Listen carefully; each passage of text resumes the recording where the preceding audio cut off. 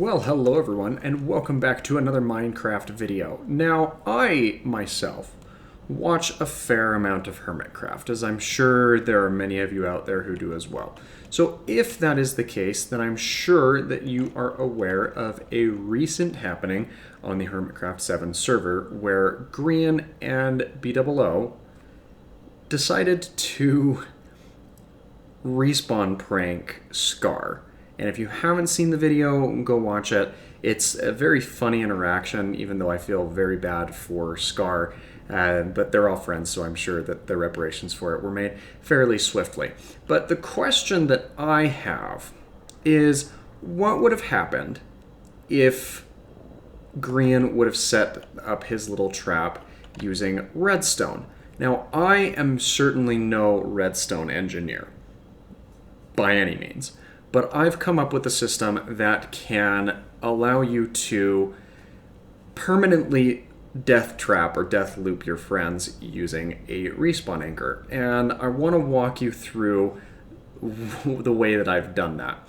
So let's have a quick walk around this little building that I have put together. Now, you'll see here that there's one little adjustment up at the top here that we'll get into a little bit later, but I'll walk you around it and then show you how well it works. Now, upon walking into a room like this, you really wouldn't suspect a whole lot. I mean, there's a couple of holes up in the ceiling, there's a storage system with some shulker boxes, and some carpet just to kind of prevent some spawning. And most people wouldn't think, too much to look around or look up, so something like this could very easily be missed or looked past.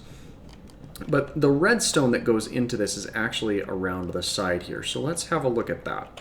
So this is just a storage chest that I have put together for throwing a bunch of stuff in. This is not necessary for the actual redstone itself. But if we, well, let me get my netherrack out here, but if we have a look here, and take out a couple of these blocks, you'll see that right here, this is the edge of our respawn anchor right there. And this is a dispenser that is filled with glowstone that will auto-dispense back in using this observer right here that signals down onto this piece of redstone, which then transmits through the wall into this redstone torch, which then powers this redstone torch, thus triggering the dispenser with this little redstone line to redispense back into your respawn anchor and keep it fully charged. But you'll also notice that this comes off this line this way as well, and it does two different things. The first thing is it comes right up to this piston and triggers where it will retract this block, which is the designated respawn block for that respawn anchor. So you will spawn onto this block every single time, providing that it is there. And because of the repeater that we have here set to a 1-tick delay, you will respawn just as the floor pulls out from underneath your feet. And you'll be stuck in that loop. Now, that might get someone once or twice, but to really assure that you can keep someone locked in this loop for an extended period of time, that's where we have this little line over here. Now, this is going to activate every single time as well, but it serves one singular purpose.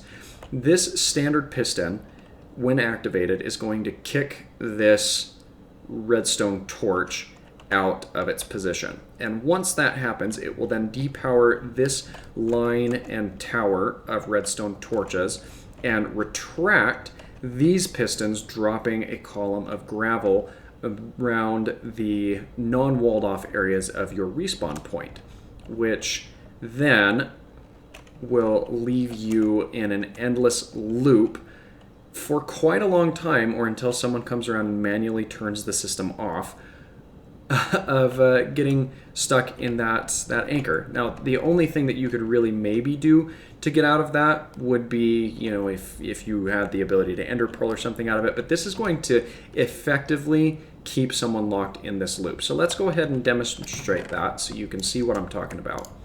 We'll just go ahead and throw these different items in there.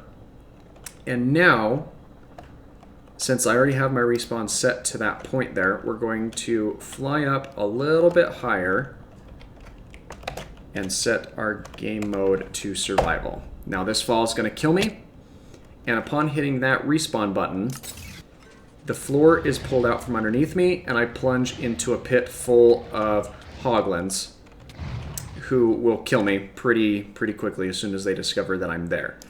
And then we have the exact same thing here, where we are getting just killed and slaughtered again. And if we try to get ourselves out of that, it's just really not going to happen. Now, maybe you could knock the wall out here if you're able to get away from these hoglins, but it's not very likely. And if you wanted to further spawn proof this, you could then take yourself and make yourself a area full of obsidian that the hoglins can then not knock you away from.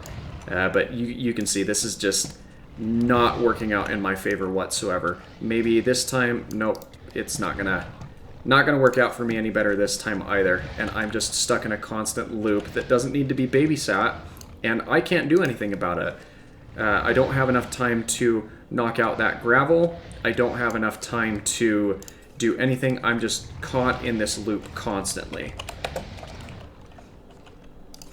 Now, because I can set my game mode to creative, we're going to get ourselves out of this loop. But there's one other objective that I did not mention here as a part of this design. And that is the fact of why it's as tall as it is. I mean, theoretically, you could just do a fall, and that is true. I did contemplate that. You could also possibly do something into lava, but that could allow for some escape. But the reason that I went with this height specifically is I did the calculations, or I ran my calculation on it, and 15 blocks... Oh, that's why I got a piece of gravel. I put a torch there, and that's not going to fly. But 15 blocks up, even though all of these piglins are not named Silence Me, or I don't have that resource pack available, you're not going to be able to tell that they're down there because I'm too high up to hear any noise that they might be making. And if you'll notice here that as I start getting any lower, so, you know, down here at the 13, 14 block range, I can now hear what's going on. But from up here, I can't hear anything. I also can't see anything with the name tags that they have, and the name tags are there purely for the sake of keeping them from despawning. But as you can see, you know, you're going to be stuck in a loop there for basically forever in order to... And you're not going to be able to get out of that really at all unless someone comes around and helps you with it.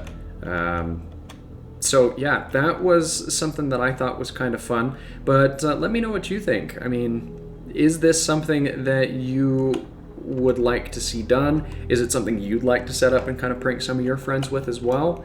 Let me know what your thoughts are, and if you enjoyed this, please feel free to leave a like on the video, and don't forget to subscribe for more daily content from Minecraft and plenty of other games, as I do have an alternation as to what I upload. But thanks again, and I hope that you have an absolutely fantastic rest of your day. Bye-bye!